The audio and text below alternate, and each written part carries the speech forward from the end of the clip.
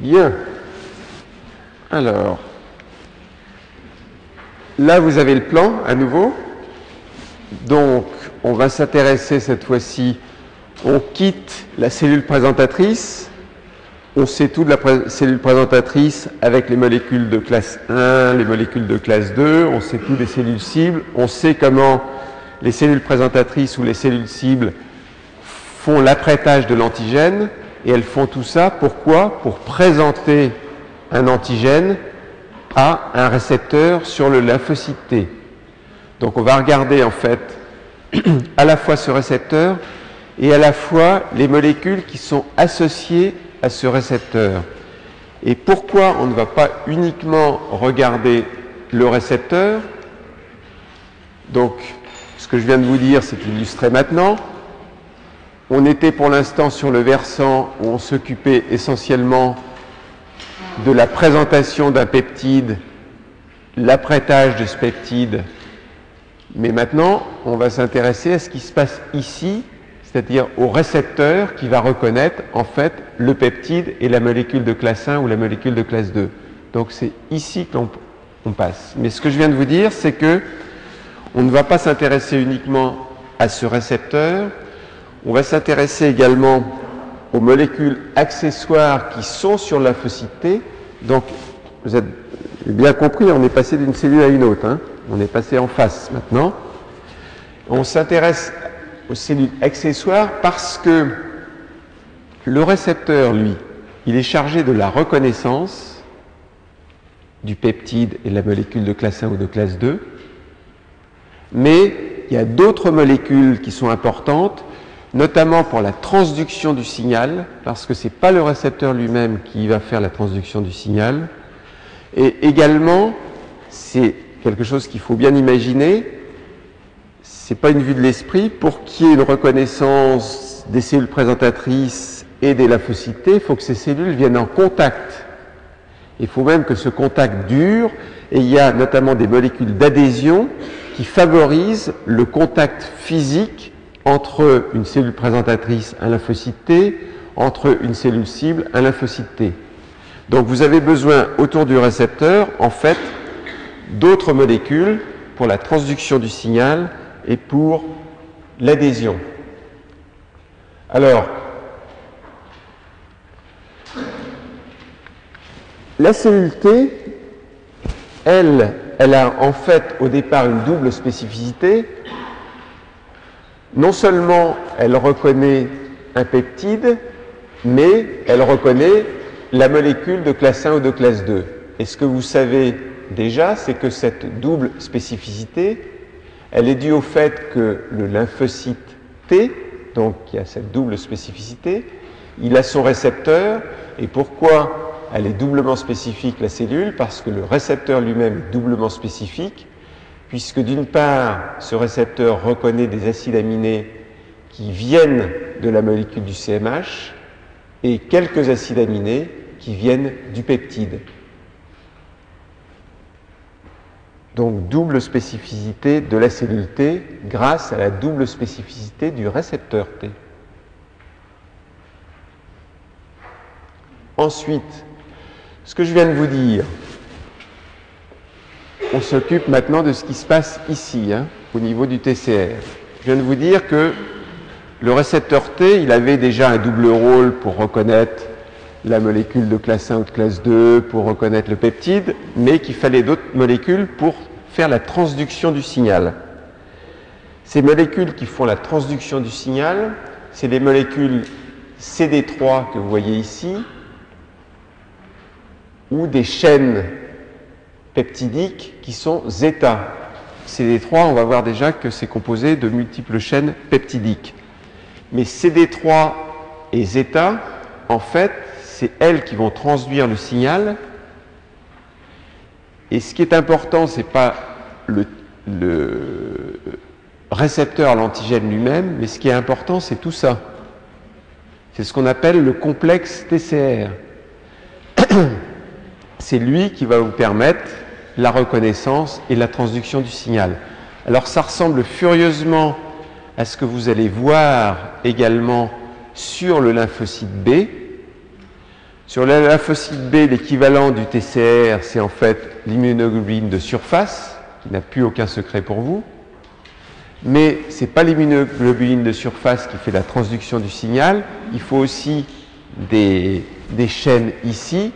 Et vous aurez également un complexe ici, B, comme vous avez ici, un complexe TCR. Donc, c'est une parenté. Bien.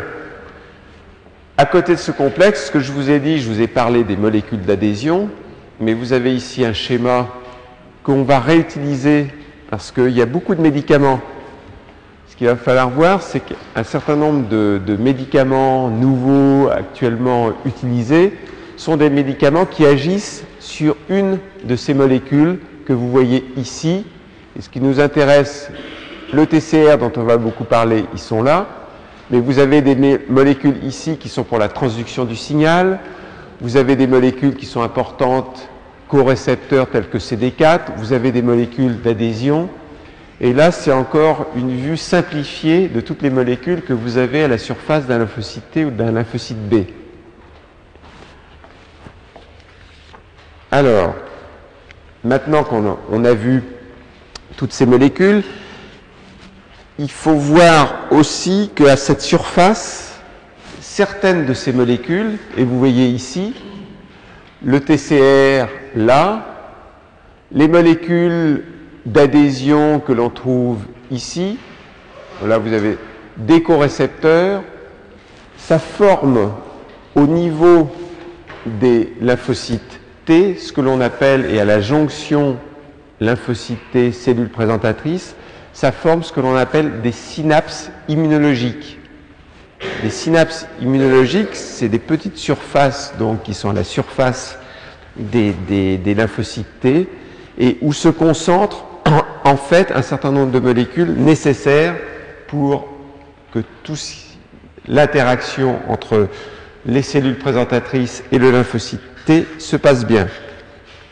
Donc la synapse, elle va vous rassembler le récepteur T, elle va vous rassembler des molécules d'adhésion, elle va vous rassembler des corécepteurs.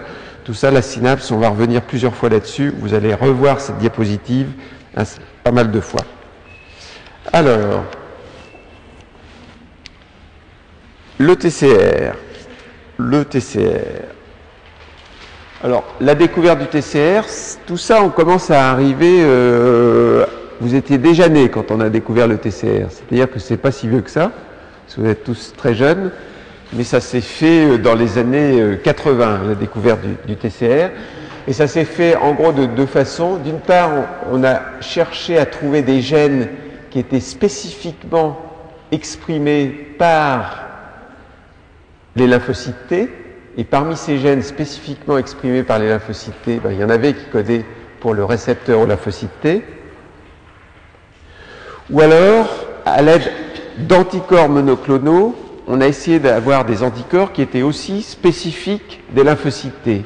Et parmi ces anticorps monoclonaux qu'on a donc commencé à produire à partir de 75-80, on a commencé à trouver des anticorps qui étaient spécifiques pour le récepteur T. Donc c'est comme ça que finalement on a pu découvrir et avoir la structure du récepteur T que vous voyez ici, que l'on va détailler, et donc qui est fait pour reconnaître le peptide qui est ici présenté, puisqu'il y a la bêta-2-microglobuline, c'est une molécule de classe 1 du complexe majeur d'histocompatibilité. Alors, la structure du TCR, comment ça se passe? C'est un hétérodimère qui a en fait deux chaînes polypeptidiques transmembranaires que l'on appelle alpha et bêta. Et ces deux chaînes polypeptidiques transmembranaires, vous notez ici qu'elles sont reliées par un pont disulfure.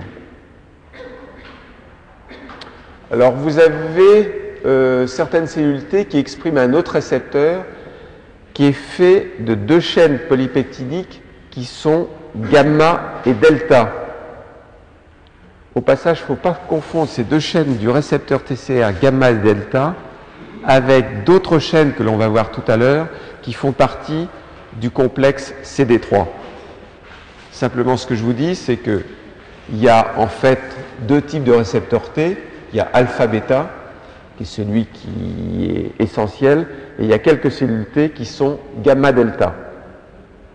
Alors, quand vous regardez ici, vous avez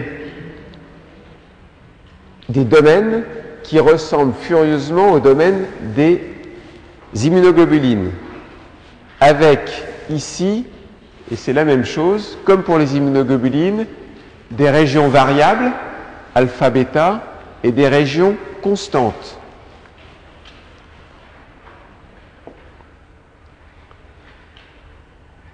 Donc région variable, région constante, ça ressemble, c'est des structures très proches de celles des immunoglobulines.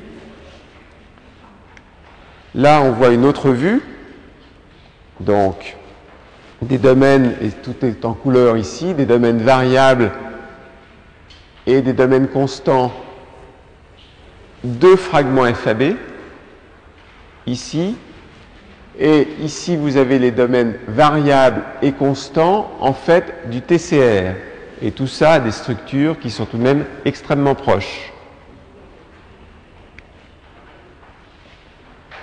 Voilà, variable de FAB, variable du TCR. Pour le reste, c'est des régions constantes. Autre chose que vous retrouvez, comme pour le FAB, c'est que vous avez ici, et vous allez voir que les gènes qui codent pour le TCR, c'est la même organisation que les gènes qui codent pour les immunoglobulines. Mais là, ce que vous retrouvez déjà, c'est qu'il y a des régions CDR, ici, et il y a une petite différence, alors que pour les immunoglobulines, vous vous souvenez, il y avait toujours 3 régions CDR. Ici, sur la chaîne V-alpha du récepteur T, il y a bien 3 régions CDR, qui sont toujours des régions où vous avez des boucles. Mais sur le TCR bêta, il y a une particularité, c'est que vous avez ici une 4e région CDR. Et cette 4e région CDR, elle reconnaît des produits microbiens qui sont assez particuliers, qu'on appelle les super-antigènes. D'accord? Donc, ça c'est la 4e région CDR, il faut savoir qu'elle est... Ça c'est pour le super-antigène qui va être reconnu ici. Sans ça, ici, ces régions CDR, elles vont être là pour reconnaître, c'est elles qui vont reconnaître les acides aminés qui viennent soit d'acides aminés du CMH, soit du peptide présenté par le CMH. Alors, V-alpha et V-bêta du TCR, ça reconnaît soit un peptide présenté par une molécule de CMH de classe 1, vous l'avez ici le peptide, donc V-alpha et V-bêta, ça reconnaît soit un peptide présenté par le CMH de classe 1, il est ici, soit un peptide qui est présenté par un CMH de classe 2. Ici, vous avez V-alpha et V-bêta du TCR, alors que ici, vous avez le TCR en entier. Ça veut dire qu'ils ont réussi la cristallographie de cette molécule-là. Autre illustration, on le voit bien ici, vous avez V-alpha et V-bêta ici du TCR, le peptide, et ici c'est une molécule de classe 1. Peptide, ça c'est la bêta-2 microglobuline, et ça c'est la molécule de classe 1. Ici, vous avez le peptide qui est reconnu par le TCR alpha-bêta, le TCR il est là, et donc ça c'est une molécule de classe 2. Faire attention dans les codes couleurs, j'ai bien vérifié qu'on ne s'était pas trompé parce que je trouvais que c'était un peu compliqué. Ils avaient inversé les codes couleurs entre les deux schémas. Donc, complexe trimoléculaire, peptide, molécule de classe 1 ou de classe 2 et TCR. Voilà, tout s'illustre. Vous arrivez à vous repérer là? Bien. Alors, si on va regarder au niveau des gènes, ben vous retrouvez une organisation des gènes qui vous rappelle furieusement celle des chaînes lourdes et des chaînes légères et des régions variables. Et vous apercevez que pour coder en fait la région variable du TCR bêta, on a cette fois-ci, encore une fois, des gènes V DJ. D'accord? Ici, pour la région variable de la chaîne alpha, vous avez simplement V et J. Et si vous replacez sur ce schéma-là, en fait, les régions qui sont codées pour CDR1, CDR2, CDR3, vous retrouvez, comme pour les immunoglobulines, que la région qui code pour CDR3, elle est à cheval sur V, D, J. Ici, pour la chaîne alpha, CDR3, c'est à cheval sur V et J. Et comme pour les gènes des immunoglobulines, il y a de multiples gènes V, des multiples gènes D, des multiples gènes J, V, D, J, et tous les processus, presque tous les processus, presque tous les processus que l'on avait vus pour expliquer la diversité d'expression des gènes des immunoglobulines, vous les retrouvez ici. Notamment, par exemple, vous vous souvenez qu'on était capable d'ajouter des peptides N ou des peptides P. Ben ça marche tout aussi bien. On est capable de rajouter aux jonctions des peptides N ou des peptides T. Alors, autre chose, j'avais dit que je dépassais de... Allez, je vais dépasser de 7 minutes. Oui, je sais que c'est l'heure. Et dans ces cas-là, quand vous dites ça, dites, il faut aller pointer, faire un autre métier. Si vraiment 7 minutes de plus, c'est un gros problème pour vous, il faut aller faire un autre métier. Moi, ce n'est pas 7 minutes de plus que je passe pour vous, c'est des heures que je passe pour vous. Alors, je termine simplement ça pour vous dire qu'il y a une région charnière, ici. Ensuite, il y a des régions qui sont transmembranaires et des régions très courtes de 5 à 12 acides aminés qui sont intracytoplasmiques.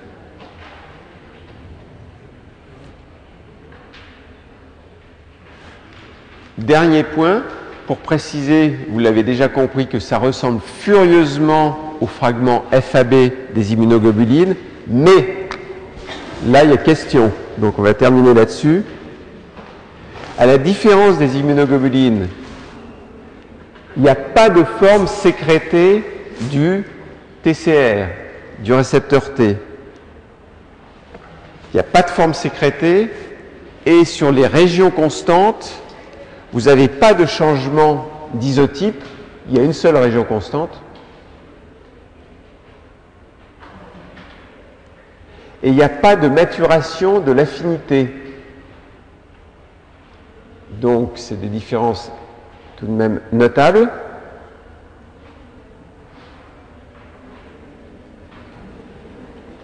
Voilà, et là, on s'arrêtera là, et la prochaine fois, on recommencera sur le rôle du TCR.